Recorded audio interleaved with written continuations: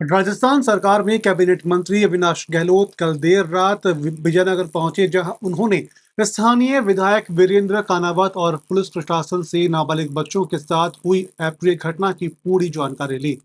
इस दौरान अविनाश गहलोत ने बताया कि विजयनगर पालिका द्वारा आरोपियों को उनकी संपत्तियों की जानकारी के लिए नोटिस जारी किए गए थे, लेकिन 10 दिन बीत जाने के बाद भी कुछ ने 6x9 पट्टे प्रस्तुत किए हैं और कुछ ने अपनी संपत्ति वक्फ में दर्ज करवाना बताया है। इस पर मंत्री गहलोत ने स्पष्ट किया है कि प्रशासन को किसी से डरने की जरूरत नहीं है। प्रशासन को उनके द्वारा निर्देशित किया गया है कि अपराधियों के खिलाफ सख्त कार्रवाई है वो की जानी चाहिए, ताकि पीड़ित परिवारों को न्याय मिल सके और जनता का विश्वास बना रहे।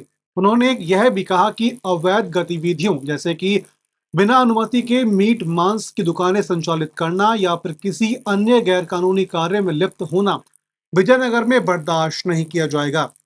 उन्होंने भरोसा दिलाया कि प्रशासन द्वारा जल्द ही कड़े कदम उठाए जाएंगे और इसके नतीजे अगले ही दिन से दिखने लगेंगे। मीडिया से बातचीत करते हुए कैबिनेट मंत्री अविनाश गहलोत ने बताया कि विजयनगर की जनता को किसी प्रकार की ठेस नहीं पहुंचे और कल से ही इसका परिणाम आपको देखने को मिलेगा। और क्या कुछ कहा मंत्री गहलोत ने विजयनगर में सीताराम गहलोत की इस खास रिपोर्ट में, आप सुनिए। पालिका के अफसर अब तक चुप सही क्यों है, है? ये बात सही है कि जिन लोगों के अवैध नोटिस जनता की नजर में है, उनसे नोटिस दिए गए हैं। कुछ लोगों ने 69 के पट्टे प्रस्तुत किए हैं, कुछ लोगों ने संपत्ति को वक्त में दर्ज कराना बताया गया, लेकिन वक्त कोई न्यायालय नहीं होता है।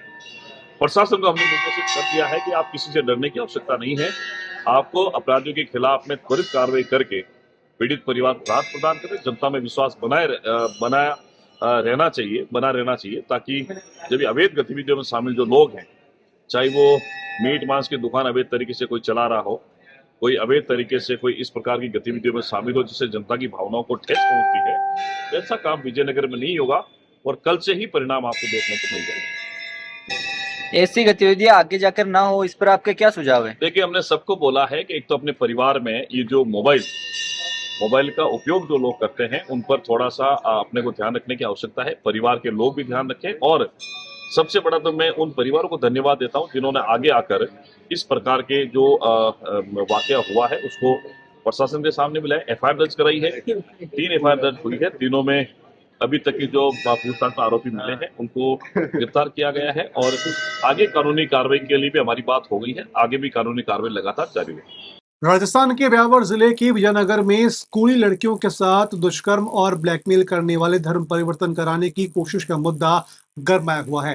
ब्यावर सहित कई जिलों में इस ब्लैकमेल कांड के खिलाफ लोग विरोध कर रहे हैं।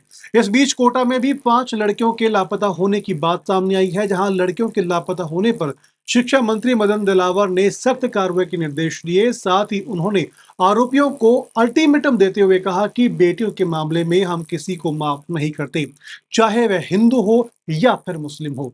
दरअसल कोटा के सुकेत थाना क्षेत्र में इस 10 दिन में 5 लड़कियां लापता है और इस बीच रविवार को कोटा में एक कार्यक्रम में शामिल होने आए शिक्षा व पंचायती राज मंत्री ने पुलिस की कार्यशैली पर नाराजगी व्यक्त की।